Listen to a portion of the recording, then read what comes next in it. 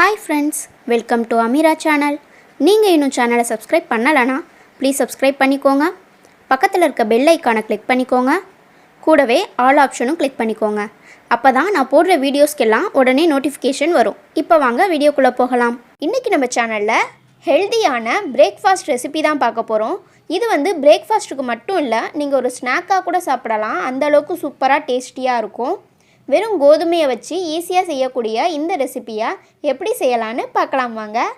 ஒரு க்ளீன் பவுல் எடுத்துக்கோங்க. அதில் 1 கப் அளவு கோதுமை மாவு சேர்த்துக்கோங்க. தேவையான அளவு உப்பு சேர்த்துக்கோங்க. கொஞ்சமாக தண்ணி சேர்த்து நல்லா மிக்ஸ் பண்ணிக்கோங்க. நம்ம சப்பாத்தி மாவு பதத்துக்கு நல்லா மிக்ஸ் பண்ணிக்கோங்க. தண்ணி கொஞ்சம் கொஞ்சமாக ஆட் பண்ணிக்கோங்க. இப்போ நம்ம மாவு நல்லா பிசைஞ்சு எடுத்துருக்கோம். இங்கே பாருங்கள், நல்லா சாஃப்டாக பிசைஞ்சிருக்கோம்.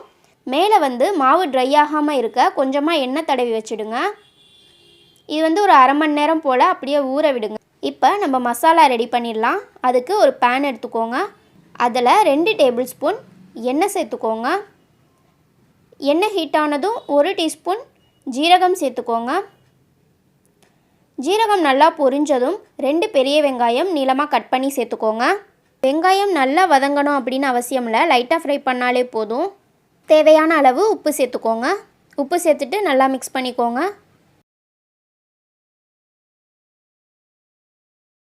இந்த ஸ்டேஜில் டொமேட்டோ கெச்சப் சேர்த்துக்கலாம். நான் குழந்தைக்கு கொடுக்கறதுனால தக்காளி மிக்சியில் அரைச்சி சேர்த்துக்கிறேன். ஒரே ஒரு தக்காளி மிக்சியில் அரைச்சி சேர்த்துக்கிறேன்.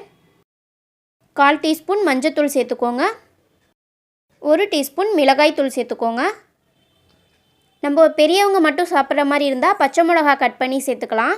2 உருளைக்கிழங்கு நல்லா வேக வச்சு மசிச்சு எடுத்துருக்கேன், ஸோ அதுவும் சேர்த்துக்கலாம். கொஞ்சமாக கேப்சிகம் சேர்த்துருக்கேன். உங்களுக்கு பிடிச்ச வெஜிடபிள்ஸ் சேர்த்து நல்லா மிக்ஸ் பண்ணிக்கோங்க. இப்போ மசாலா ரெடி ஆகிடுச்சு. ஃபைனலாக 1 டீஸ்பூன் பெப்பர் பவுடர் சேர்த்து நல்லா மிக்ஸ் பண்ணிவிட்டு ஸ்டவ் ஆஃப் பண்ணிடலாம். அவ்வளோதான், மசாலா ரெடி ஆகிடுச்சு. நம்ம ரெடி பண்ண மாவு நல்லா ஊறி இருக்குது. அகைன் ஒரு தடவை நல்லா பிசைஞ்சு எடுத்துகிட்டு இது போல் பால் மாதிரி உருட்டி வச்சுக்கோங்க. நல்லா இது போல் தட்டிக்கோங்க. நீங்கள் சப்பாத்தி கட்டையில் வச்சு தேய்க்கிறதுனாலும் தேய்க்கலாம், பட் ரொம்ப மெல்லிசாக தேய்ச்சிடாதீங்க. அதனால் கொஞ்சம் கனமாகவே தட்டிக்கோங்க. ஸோ நான் கையாலேயே இது போல் தட்டி எடுத்துக்கிறேன். நடுவில் நம்ம ரெடி பண்ண மசாலா வச்சிடலாம். இந்த மசாலாவுக்கு நம்ம வெஜிடபிள்ஸ் ஆட் பண்ணி வெஜிடபிள் மசாலா வைக்கலாம். அப்படி இல்லையா வெறும் ஆனியன் மசாலா கூட ரெடி பண்ணி வைக்கலாம், ரொம்ப டேஸ்ட்டாக இருக்கும். ஸோ மசாலா வச்சுட்டு இது போல் நல்லா மூடிடுங்க. ஸோ எல்லா உருண்டையும் இது மாதிரி நம்ம மசாலா உள்ளே ஸ்டஃப் பண்ணிவிட்டு ரெடி பண்ணியாச்சு.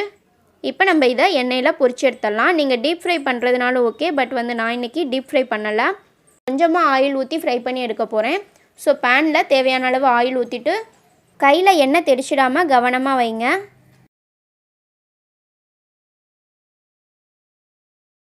இப்போ ஒரு பக்கம் நல்லா ஃப்ரை ஆகிடுச்சு, திருப்பி போட்டுடலாம்.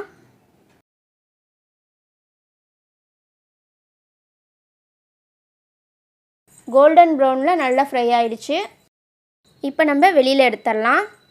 இப்போ சூப்பரான பிரேக்ஃபாஸ்ட் ரெசிபி ரெடி ஆகிடுச்சு. டெய்லி நம்ம இட்லி தோசை அப்படியே சாப்பிட்டு அழுத்து போயிருக்க நேரத்தில் இது மாதிரி டிஃப்ரெண்ட்டாக செஞ்சு கொடுத்தீங்கன்னா குழந்தையிலேருந்து பெரியவங்க வரையும் எல்லோரும் என்ஜாய் பண்ணி சாப்பிடுவாங்க. நம்ம கோதுமை மாவில் செஞ்சுருக்கிறதுனால இது ரொம்ப ஹெல்தி. ஸோ கண்டிப்பாக உங்கள் வீட்டில் ட்ரை பண்ணி பாருங்கள். இந்த வீடியோ பிடிச்சிருந்தா லைக் பண்ணுங்கள், உங்கள் ஃப்ரெண்ட்ஸ் அண்ட் ஃபேமிலிக்கும் ஷேர் பண்ணுங்கள். மறக்காமல் அமீரா சேனலுக்கு சப்ஸ்கிரைப் பண்ணுங்கள். தேங்க்ஸ் ஃபார் வாட்சிங்.